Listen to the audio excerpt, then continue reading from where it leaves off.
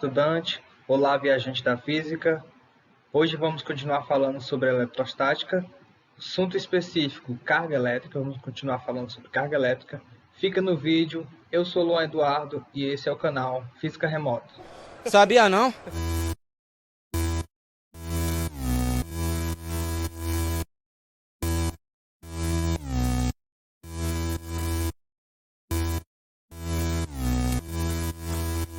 Para dar continuidade no conteúdo de carga elétrica, vamos relembrar aqui como é a composição da matéria. Então a gente tem um núcleo, ao redor desse núcleo a gente tem o que a gente chama de eletrosfera. No núcleo a gente vai ter próton, nêutron e ao redor desse núcleo, na eletrosfera, a gente vai ter os elétrons.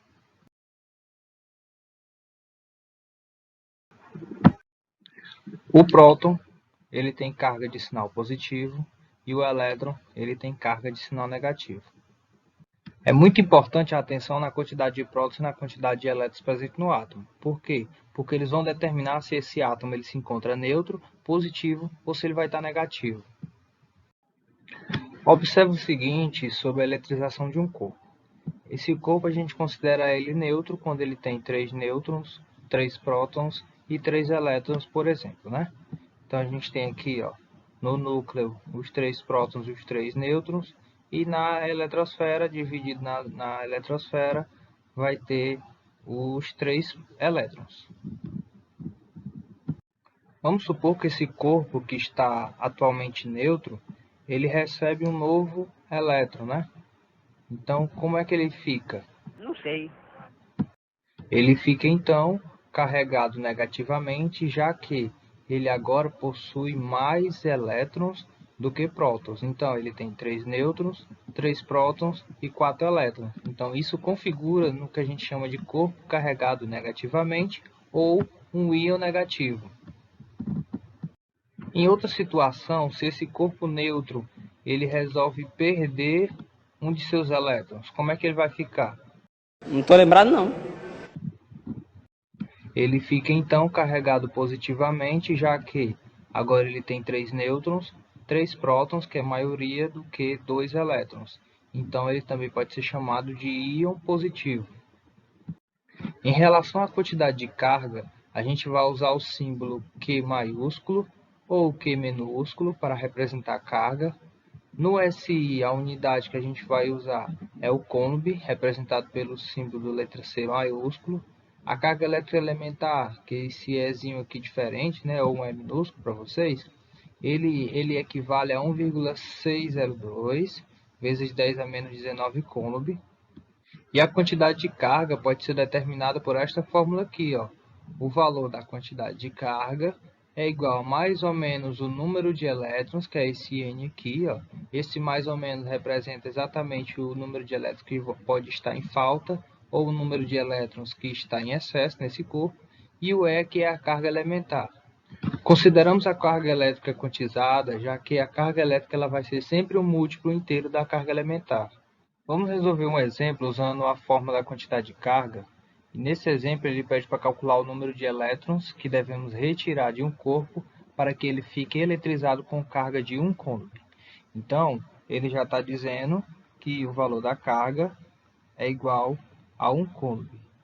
Sabemos que a quantidade de carga ela pode ser calculada pelo número de elétrons vezes a carga elementar.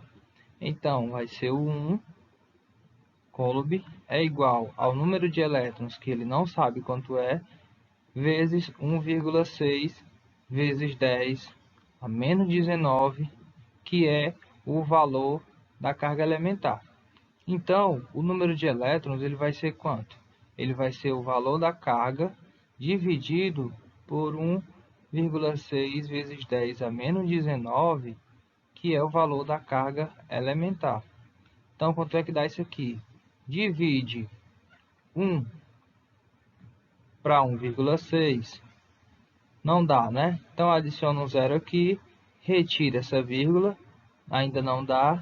Se for 100, dá certo. Então, adiciona uma vírgula e um zero. Então, fica 100 dividido para 16, vai dar 6. 6 vezes 16, 9, 6. Então tem 4 ainda. 4 não dá, mas dá 40. 40 dividido para ser 16 dá 2. 2 vezes 16 dá 32. Então aqui a gente ainda tem 8. Então tem um zero aqui. 80 para 16 vai dar 5. Então a resposta aqui vai dar 0,625. Esse 10 a menos 19 que está embaixo aqui, ó, eu posso levar ele para cima. Então ele fica 10 a 19. Se você quiser colocar em notação científica, então fica 6,25 vezes 10 a 18. O número de elétrons, ele não necessariamente ele tem uma unidade. Então você pode colocar só elétrons. Ok? Vamos falar agora sobre o princípio de atração e repulsão. Através de experimentos, a gente consegue adquirir o seguinte resultado. Duas cargas positivas colocadas uma próxima da outra. O que é que pode acontecer? Elas vão se repelir. Então, cargas positivas se repelem. Se a gente pegar agora duas cargas negativas, o que é que acontece? A mesma coisa. Então, cargas negativas se repelem. Agora, se a gente pegar duas cargas de sinais opostos, uma carga negativa e uma carga positiva, o que é que acontece? Elas vão se atrair. Então, negativa atrai positiva e a positiva atrai a negativa. Sobre o princípio de atração e repulsão, a gente conclui então que cargas elétricas de mesmo sinal ou mesma espécie se repelem e cargas elétricas com sinais opostos diferentes, elas vão se atrair. Ainda sobre carga elétrica, é importante a gente falar sobre os condutores e isolantes. São materiais que permitem ou não a transferência de elétron entre os corpos. Os condutores, como exemplos metais, eles permitem a transferência de elétron entre os corpos.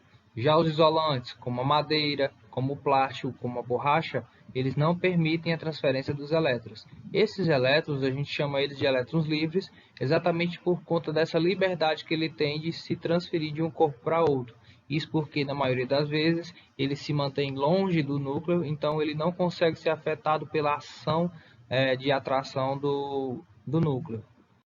No vídeo de hoje, a gente falou sobre carga elétrica, princípio de atração e repulsão e também sobre condutores isolantes.